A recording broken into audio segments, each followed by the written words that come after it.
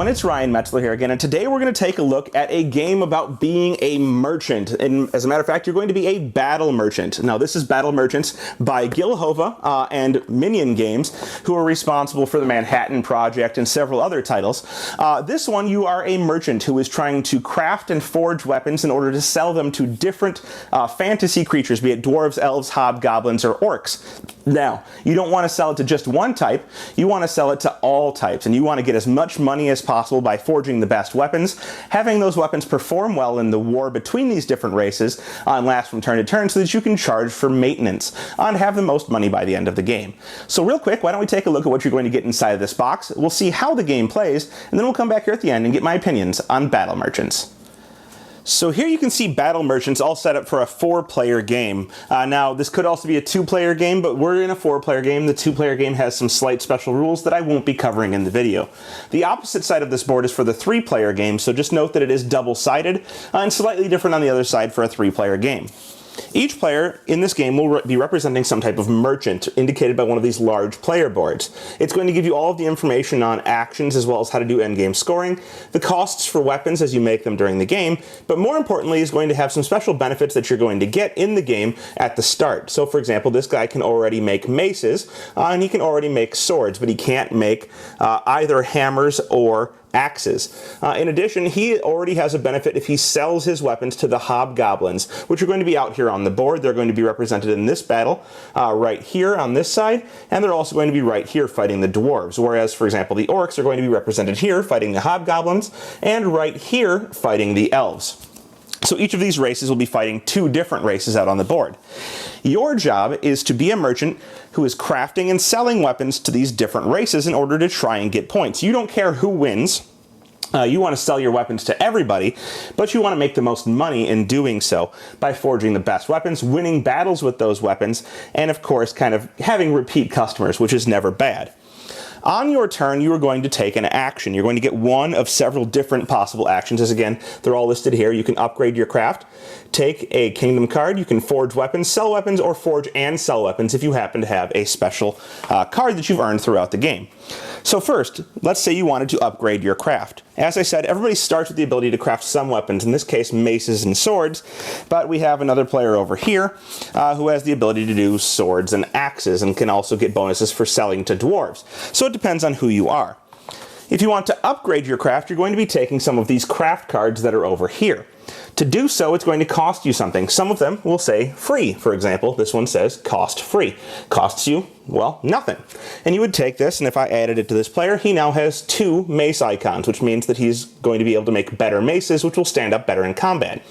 If you ever get 5 of these, and you're the first player to get 5, you will get the Master Craftsman, 6, well it says 5 in the rulebook, but if you ever get enough, you'll pick this card up. It allows you to do the forge and sell, or craft and sell action once per turn. In addition, you'll be able to make Vorpal weapons at this point. So if you're ever the first person to be able to make Vorpal weapons, you get this special card, which will give you a special action to make maces and sell it on the same turn.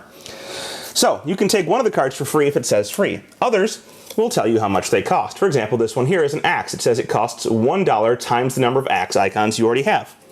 I have no axes. This would be free, but if I did have an axe icon, say I was this guy, it would cost me $1 because I have 1 axe icon, that's $1. Afterwards, if I were to pick up another one with the same symbol, it would cost me $2. Others have 2 icons on them and will cost you 2 times the number of symbols you already have. In this case, free, but again, if we had somebody else, this guy here, it would cost me $2 to buy this card, and the next one would cost me $6 if it had 2 icons on it. So you'll see that it gets more and more expensive to upgrade your craft, but you'll be able to make better and better weapons, and potentially get a special action allowing you to make and sell weapons on the same turn, and of course, it gets you the ability to make Vorpal weapons, which are better than regular weapons. The next possible action I want to talk about is, of course, making those weapons. You've upgraded your craft, maybe, and you want to make some weapons.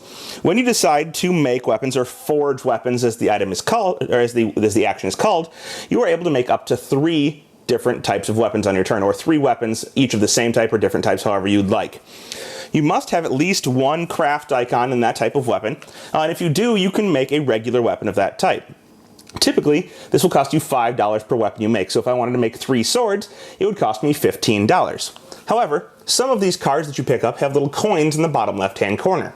This reduces the cost for you to make that type of weapon by that many coins, however many you have in your area. So if I had 3 coins, now axes would only cost me $2 per axe I wanted to make, and I could make 3 of them for the cost of 6. Note that I could also make 2 axes and a sword, or an axe, a sword, and a hammer, however I want to do so. In addition, if your craft is at least level 5, you may make Vorpal weapons. Now, Vorpal weapons are strictly better than regular weapons, and when fighting a regular weapon in combat, out here on the board, will automatically defeat it. A Vorpal weapon costs $15 per weapon you want to make, so you have to have a lot more money in order to do so, a lot more craft, but they will give you more money when you sell them out onto the board, and they'll beat other weapons more easily. When you forge these weapons, you will take the appropriate weapon tile, use one of your cubes to indicate that you built it, and you would put it in front of your own play area as a weapon that you have built. Normal weapons have the normal weapon tiles, while the Vorpal ones, if you are talented enough and rich enough to build them, say Vorpal axe on them, or Vorpal sword, hammer, or mace, whatever you happen to be building. So you can spend your money, use your craft in order to make these weapons. Instead of doing that, you can take a kingdom card, and that's this deck of cards over here. These will come out throughout the game and have various effects that are either permanent, temporary, immediate, whatever they may be.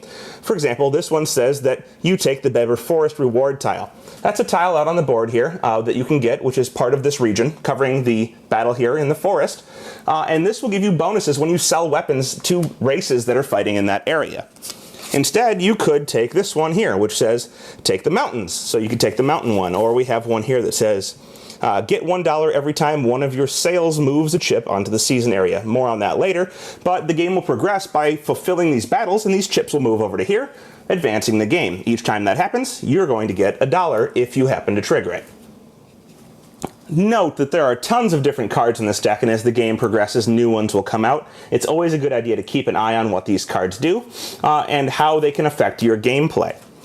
So that is getting one of those kingdom cards. Some of them will cost money, others will not cost money and give you money, it all depends, but that will be printed right on the card. Next, we have selling weapons. Now, of course, you've made all of these wonderful weapons, but you need to sell them to somebody. You've paid a lot of money, and now you want to get some of that money back. So, when you're selling weapons, you decide who to sell to, but it's dependent on what's available on this board. Right now, you'll see that we have 4 different combats going on, and they're indicated by these little explosion markers here. We have hammers versus axes in the elf versus orc fight, maces versus hammers in the orc versus hobgoblins fight, swords versus maces in the hobgoblins versus dwarves fight, and axes versus swords in the dwarves versus elves fight. You can choose to sell the appropriate type of weapon to any of these different races, remembering that you get a bonus based on what you've started with. So, for example, this race here gets a bonus for selling to elves. Perhaps they have a sword that they would like to sell to the elves. So they take their sword that they've built earlier, being red, and they sell it to the elves right here. Normally, for selling a normal sword to the elves, they're going to get $6. However, since they have this bonus right here, they're going to get $7, 1 extra for each bonus they have. If they had the grasslands tile, they'd get 8 because they get a bonus dollar for selling to the grasslands. So they're going to sell that right there, and they're going to take their $7. In addition, for selling to the elves, they're going to pick up a bonus tile here, an elf tile. As a repeat customer, the elves will be happier to buy weapons from them the next time, and will give them an extra $1 for each weapon. You'll note that if you have Vorpal weapons, you're actually going to get a better return. You pay 15 for a Vorpal weapon, and it sells for 18, plus whatever bonuses you might get. So not only are they stronger, and of course more expensive, but they get you a better return in the long run. And you'll note that selling to customers repeated times will get you more money over the course of the game. As I said earlier, there's one final action, and that is the Master Craftsman Forge and Sell action. Once per season, you can forge and sell a weapon using this, be it a Vorpal or a normal weapon, paying the regular costs minus whatever discounts you have, but you'll be able to forge that weapon and immediately sell it to one of these spots that's available out on the board. In doing so, you kind of shortcut, taking what is kind of 2 actions as one, but you can only forge 1 weapon instead of the usual 3. So that's the last possible action. You're going to keep doing this until some of these battles get finished, basically, by having weapons supplied on both sides. So let's say that this happens. When this happens, this battle is satisfied, and this token will move out to this tracker here, filling up one of the 3 spaces in the spring tracker, the first season of the game. You'll know that it's spring, summer, autumn, and winter, and after that the game ends. There's also some limitations based on the seasoning on how many of these kingdom cards you can have, but that's detail we don't really need. In addition, when you fill this spot up, the next battlefield will open up, and now we have maces versus hammers in the dwarves versus elves fight. Continuing from this point, we'll go on until 3 of these get filled up. That means there's at least 3 battles that are happening with weapons on both sides. When this is done, whoever triggered that, moving the last of these tokens to this area, will essentially have their last turn that round, and everybody else will get 1 more turn. After that, you go and you resolve all of the battles that are out on the board, meaning that there are 2 weapons present on each side of the battle. To resolve these battles, you first look and see if either of the 2 weapons is Vorpal. If it is, that player automatically wins the battle, taking the weapon of the other player. So if this axe, for example, were a Vorpal axe, it would automatically defeat the red player's sword. The player would get their cube back, and the yellow player would keep this token as a victory point towards the end of the game. You'll see that it's worth 1. And that's going to be in their destroyed weapons pile next to their board as a kind of token of winning that fight.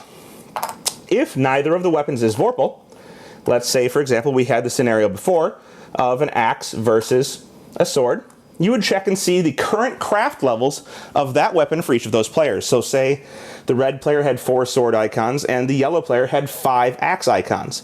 In this case, the yellow player wins. Note that this does not take into effect or into account the value when you made the weapon, only the current value of that weapon based on your craft levels. So you can build a weak weapon and upgrade it throughout the round in order to win a battle. If they're ever tied, both players lose their good, or their weapon. They each get 1 gold coin as payment for losing their weapon, but neither one of them gets to keep the tile for the end of the game. So you can have ties where these get annihilated, and only the area clears up and nobody gets to keep anything. Otherwise, one of the tokens will be removed from the board, and you'll note that there will be an available spot to challenge that weapon later in the game. So once all of these spots have filled up, you'll go around the board and resolve all of the different combats that are out there, and open up the appropriate spots for combat the next round as the game goes on. Once you've completed all of the different combats that are out there, making sure to annihilate at least one of the 2 weapons on each side of the combat, potentially both, you will check and see how many weapons you have available on this board. Each player that has a weapon available will get $2 for every weapon they have as a kind of maintenance for upkeeping those weapons for current battles, and then you will clear out for the next season. You will get rid of all of the cards and the kingdom cards. You'll get rid of all of the cards and the craft cards and replace them. And if it's the 3rd or 4th season, you will use a slightly different deck to replace them. That's up here for the autumn and winter seasons.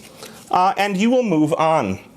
Each player, of course, refreshing all of the different available bonuses they can get for selling to different races, and preparing to start the next round with the player who had previously triggered the end of the last round. You'll go on in this manner until somebody triggers the end of the winter season, going through spring, summer, autumn, and winter. And at the end of that last phase, of course, you'll go through and do all of your combat, and then you'll check and see who has the most points. For each of your unused weapons, you will sell them back. And you're going to sell them for the end game sell value, which is never quite as good as selling them during the game, so make sure to sell them before the game ends. In addition, you're going to get dollars or points for having the most defeated weapons.